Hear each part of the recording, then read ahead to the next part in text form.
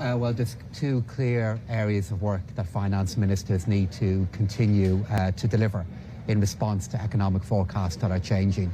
The first one is how we can have the right budgetary policy within the euro area that helps with the challenges that households, that businesses are facing, but doesn't add to our inflationary pressures. And secondly, it is how within the European Union we can continue to support the right kind of energy policies that we need to deal with this inflationary shock and to deal with the impact on our economies. And that's about how we have the right level of gas storage within our economies, particularly for the winter. It's about how we can have collective solutions to responding back to what is now happening in energy markets. So we appreciate there's a growing challenge. I do believe we have the measure of it in a time in which uncertainty is growing, and there's clear areas of work now that we're embarked on delivering at the moment. There's already been quite a lot of fiscal support from various governments, and I think Paolo Gentiloni was talking about potentially 2% of GDP being spent on support measures for energy and so on and so forth.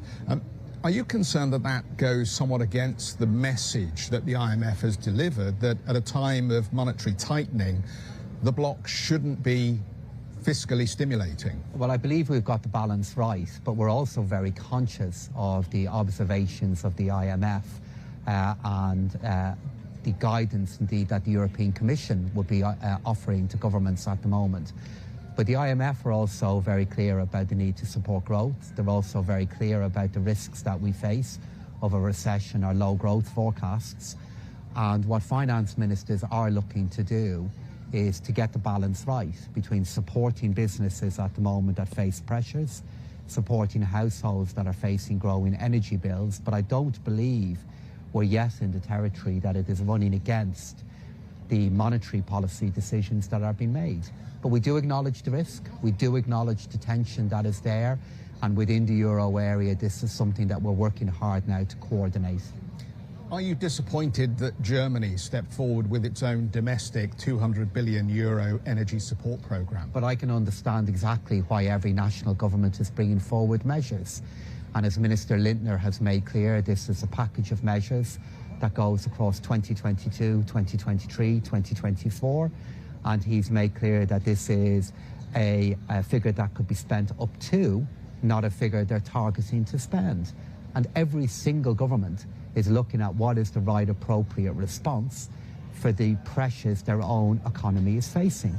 But this is why on Monday all finance ministers, including Minister Lindner, signed off on a political statement from the Eurogroup regarding how we want to deepen our coordination next year, because we accept that these are challenges that are only going to grow. But we all understand that each government at the moment is facing pressures and is trying to put together the appropriate responses for their economies. Yeah, but actions speak louder than words. I mean, the reality is that this has created a lot of disunity within the bloc. But at the same time, if we were facing a situation where the German economy was facing even sharper difficulties regarding its growth and the ability of its industries to grow in the time ahead, that would also be creating problems for the euro area. It would also be creating problems for the economy of the European Union. And what we're all very clear on is that in the time ahead, we'll have to deepen our coordination. We'll have to come up with more common solutions. And the government of Germany, the government of Ireland, all governments are playing their role in doing that at the moment. But isn't the reality, I mean, that Bruno Le Maire is right. It is a whatever it costs approach that is being taken. And you talk about discipline. But the reality is there are programs lined up that are in the hundreds of billions of euros still that need to be funded at a time when the markets seem to be getting a little jittery about the cost of money. But if you have a look at the average deficit within the euro area at the moment, it's been falling across and after the period of COVID.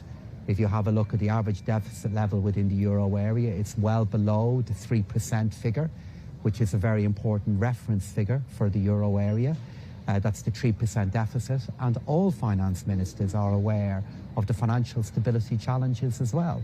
It is why every time we meet as a Eurogroup, we recommit to the need to have deficits that are fundable, deficits that over time will be affordable as well. But it's also why for 2023 we've given ourselves a target that the broad level of fiscal support for our economies should be neutral, because we recognise the need to get the balance right between financial sustainability and also helping in the here and now. Hi, I'm Joanna Bersecci, and thank you for watching. You can check out more of our videos by clicking on the boxes on the screen. And don't forget to subscribe to our channel for more from CNBC International. Thank you for watching.